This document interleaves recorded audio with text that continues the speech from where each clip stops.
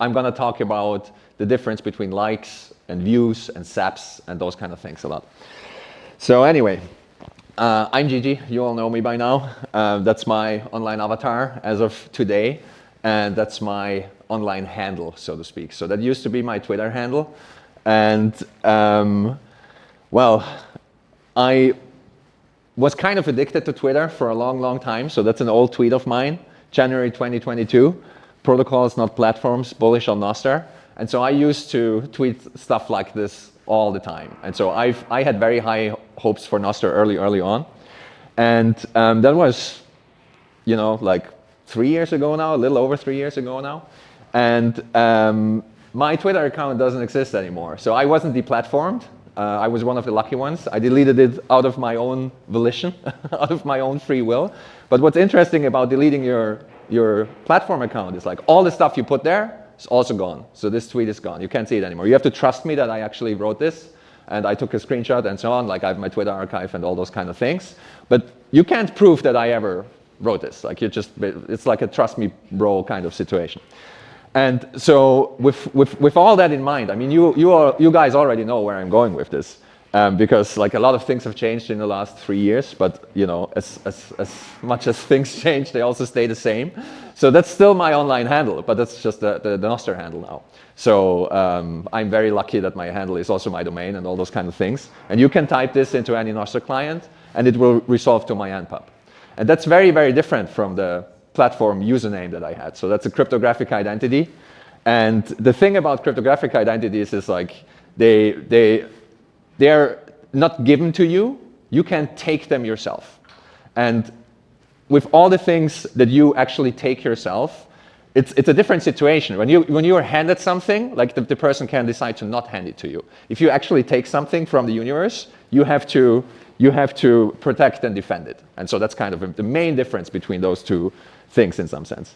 The other thing is that you can actually cryptographically verify what I'm doing online now. And like everything that's signed by this npub, like if you type this into a Nostr client, it will resolve to this npub. Only I'm in control of my domain, which means this is my cryptographic identity, which means I can sign stuff with this. And I'm still posting, things like that. And that was in January. And not only am I still bullish, and you can verify that I actually said this, so to speak, I'm more bullish and optimistic than ever. And I want to talk about like why am I more bullish and optimistic than ever? I think I have good reasons for that. So to understand this, why I'm more bullish and optimistic than ever, we have to take a stroll through my office. So I have many pictures and things on my office wall, and that's 2 of them. And I want to focus on the quote, which says, "You literally ought to be asking yourself all the time, what's the most important thing in the world I could be working on right now? And if you are not working on that, why aren't you?" I love this quote. I had this for many, many years. That's why I'm working on the stuff that I'm working on. That's why I'm working on Bitcoin. That's why I'm working on Nostr and all those kind of things. And it's Aaron Swartz who said this. So he's a personal hero of mine, basically. If you haven't watched The Internet's Own Boy, you should. Like everyone should know about Aaron's story. Unfortunately, he's not with us anymore because like he was prosecuted for basically having the opinion that scientific papers that are funded by the public should be available by the public, or like should be made available for the public. And so he took initiative and started a project that basically made those papers available. And they prosecuted him and basically tried to throw him into the hole for life. And so he ended up killing himself. Incredibly sad story, but the reason why I bring up Aaron is because Aaron believed in the internet. And I do too. Like I think the internet is amazing. I think it's one of the best things we ever created as humanity.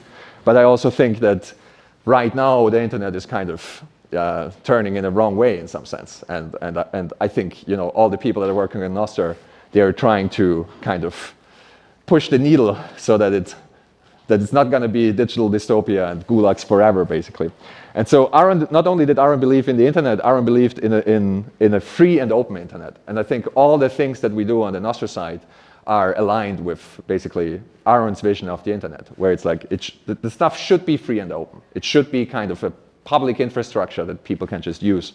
And I think the architecture of Nostr is very much aligned with this line of thinking. And so what I want to talk about is kind of how could an internet worth having look like? And so there's 3 block times up there right now. It's basically when I started to create this, gave the talk the first time, tried to re-record it, and that's approximately the block time where we're at now. So I've been thinking about this stuff for a little while, and I hope that more people can join this conversation of kind of like, what do we need to actually kind of care about? What do we need to,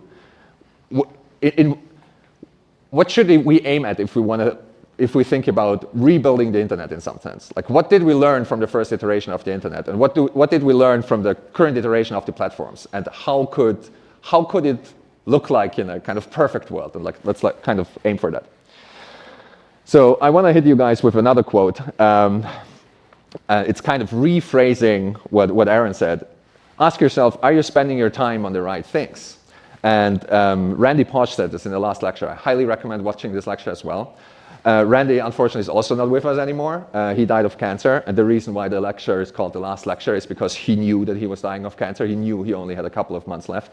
And so he followed up this quote with like, you know, one day you'll find out, you might find out that you have less time than you think. And so kind of, you know, it really makes very poignant that like, it really matters what you do every day. Like, if you find out today that you have like 3 months to live, that makes it very, very clear. And that's what he talked about. He was also, you know, like he's been working his whole life on similar things like Aaron Swartz. Like he's you know, like he worked on emerging technologies and kind of how can humanity benefit from these technologies, basically. So I highly recommend this as well. And I have another quote from Paulo Coelho. So the question is now, how do you find out what you should be working on? And Paulo Coelho mentioned that all you have to do is pay attention, and you will learn everything you need to know in order to take the next step. So kind of, I want to encourage everyone to really kind of pay attention about what's currently happening, pay attention on what you're working on, what you care about, and so on. And this will automatically orient you to what you should be working on. But there's another reason why I picked those quotes, because they talk about spend time and pay attention. And I really want you to think about what this means. Why is in the language itself embedded? Why do we spend time and pay attention? It's because they are currencies, and they're the ultimate currencies, basically. And that's kind of what I think is ultimately broken right now with the internet, that the internet uses time and attention as currencies. And we all know this. It's like, there are books about time which is called the ultimate resource. You know, like all the Austrian economists know this book and so on, and it talks about like if the only thing that's limited is kind of time and human ingenuity. It's like resources are actually not really limited. And everyone knows we're living in the attention economy. There's lots of books that talk about the attention economy and all those kind of things. And so I want to take the example of YouTube to really drive home the point of like the time and attention piece, because YouTube thumbnails show this like nothing else. The other thing that comes close is like, you know, magazine covers or stuff like that, which really shows you if you build a system that is focused on time and attention, something like that will be the outcome. And everyone knows those kind of YouTube thumbnails. It's like everyone who is participating in the attention economy on YouTube has to create a thumbnail like this, more or less. Because people have to click the video. The whole goal of the thumbnail is like to draw your attention, make you click it. Hopefully you're hooked, and hopefully you watch enough seconds that the guy gets advertisement revenue and so on. And so Mr. Beast, for example, is really good at that. Like all his thumbnails kind of look like this. And there's a reason why he's probably the most successful YouTuber there is right now. And he really perfected the game of kind of how can you game the algorithm, so to speak, to maximize attention and watch time and all those kind of things. So the whole platform is built around harvesting eyeballs. And that's how everyone makes money. That's how the platform makes money. That's how the advertisers make money. That's how Mr. Beast makes money. That's how all the YouTubers make money and so on. The only way out of it is like there's some niche YouTubers. They use something else to monetize, mostly Patreon or similar things. And then you don't have to play this game necessarily. And they usually don't. Like the thumbnails look different. The content is different and so on. Like if they find other ways to monetize, then they are playing a different game, basically. And so it doesn't even matter if the thumbnail correlates to the video. It's like, you know, like he's showing whatever in the thumbnail. The goal of the thumbnail is just to make you click it. The video might be about something else entirely. It's like, that's oftentimes the case where it's just like, it's somewhat related, but it's like he's showing a nice, awesome car, and it's actually like a fucking car crash that you're looking at and so on. And so I really liked so that's the current state of the internet, and I really I'm going to repeat it again.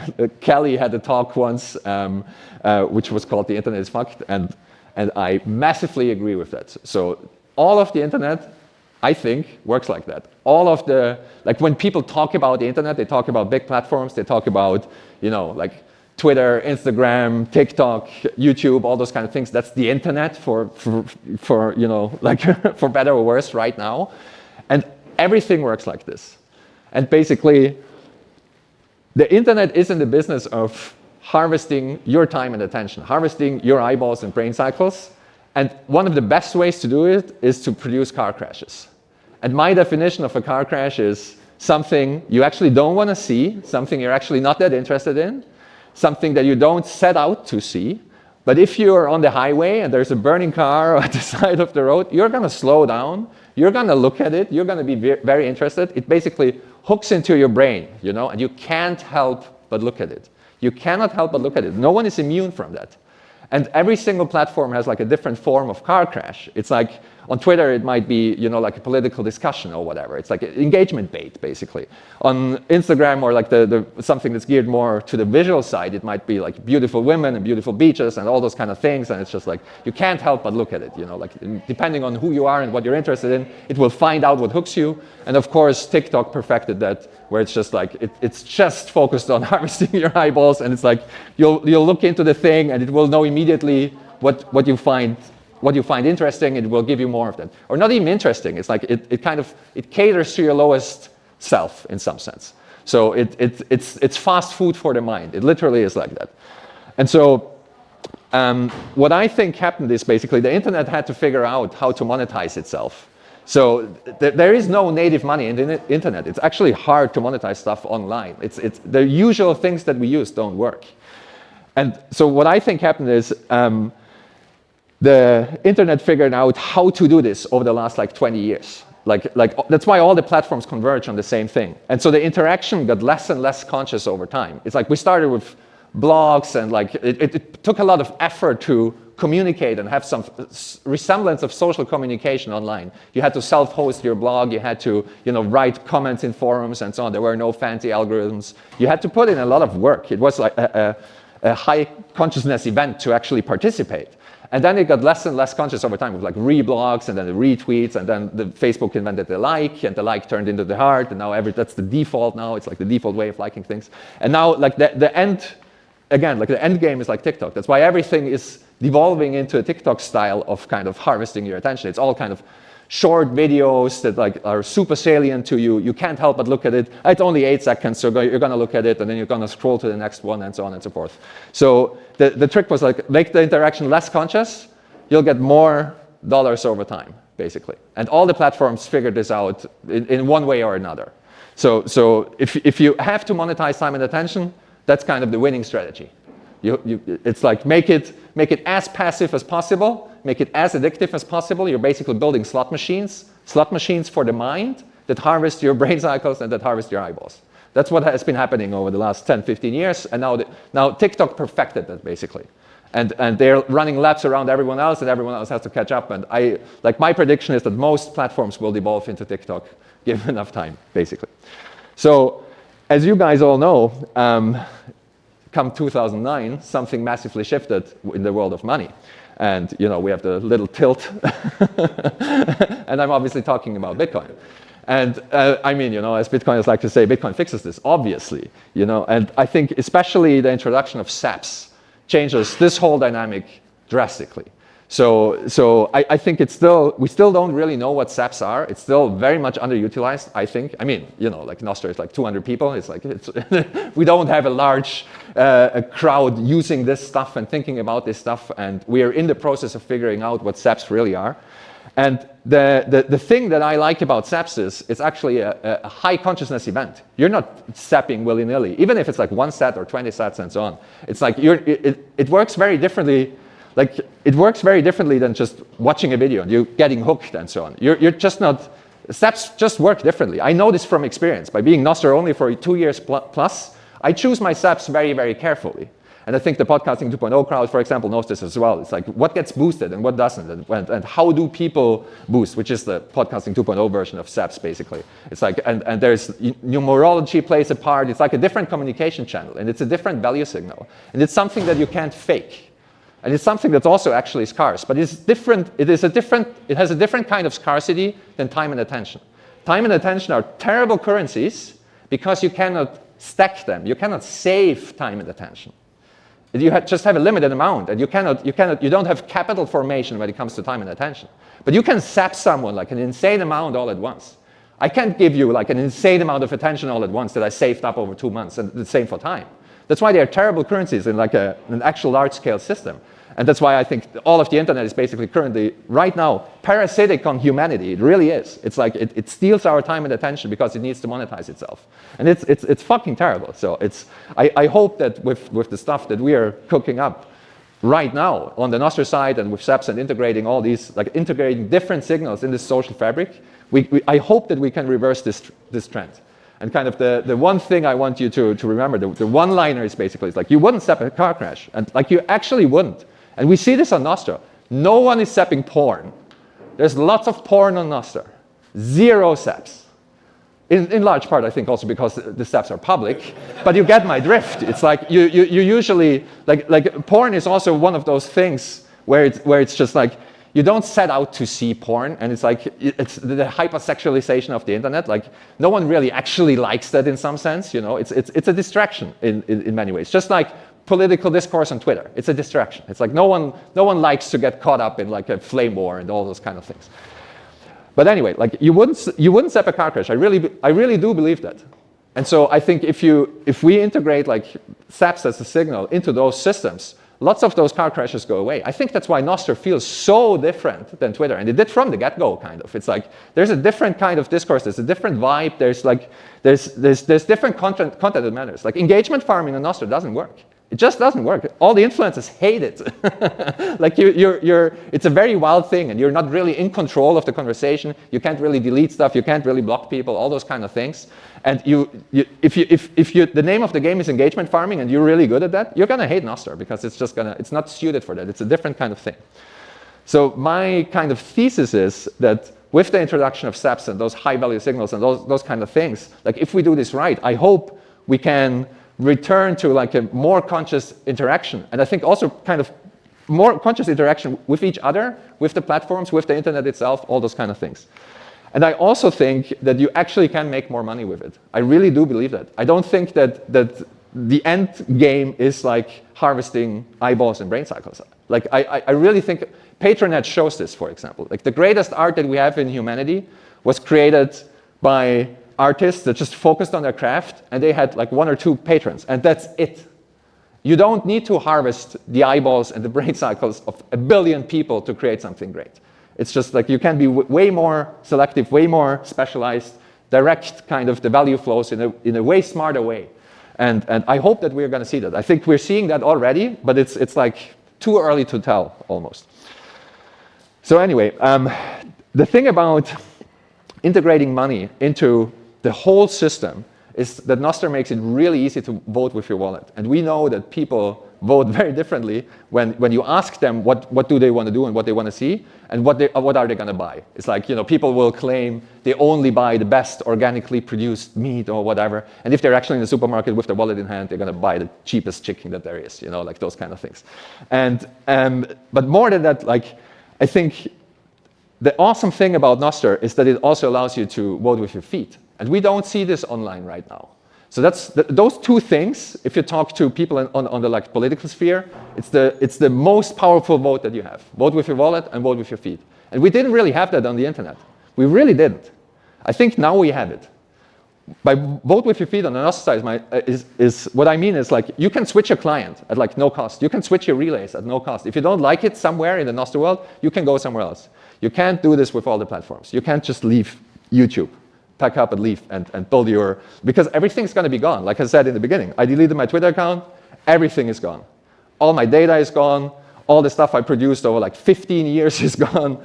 It's all my social network, everything is gone. And that's true for every single platform. So restarting from scratch as like a person on the internet, it's very, very, very hard. And Nostr allows you to actually move in a meaningful way and take all your stuff with you.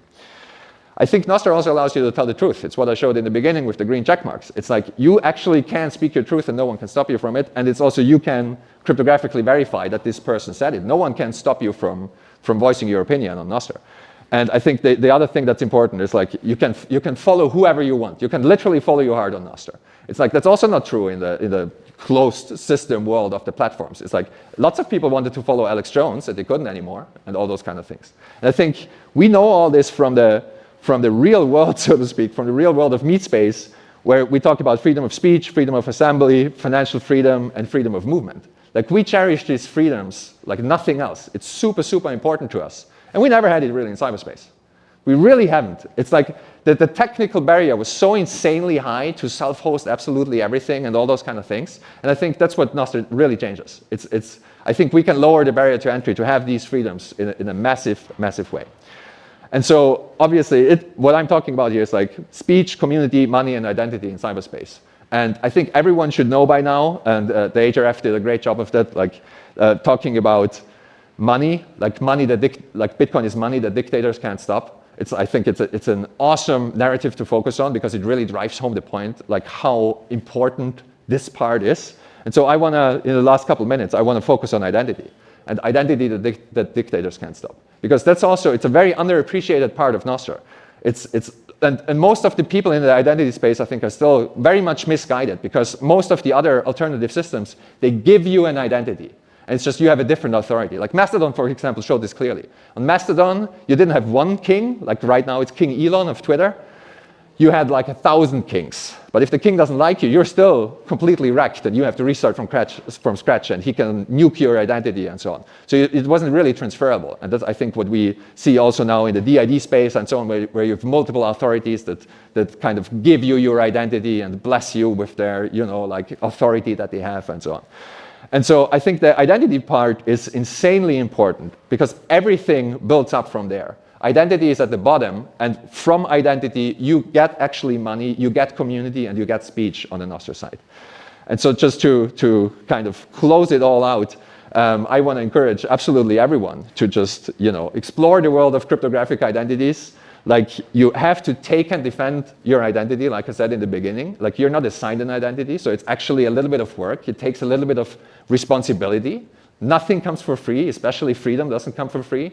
The other side of the freedom coin is responsibility. So you actually have to take and defend your identity.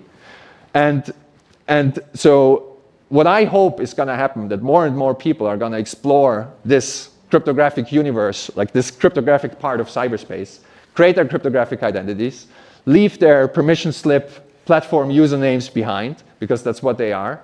And then we can actually take the first steps towards freedom and actually building an internet worth having. And with that, I want to thank you for your time and attention. Thanks.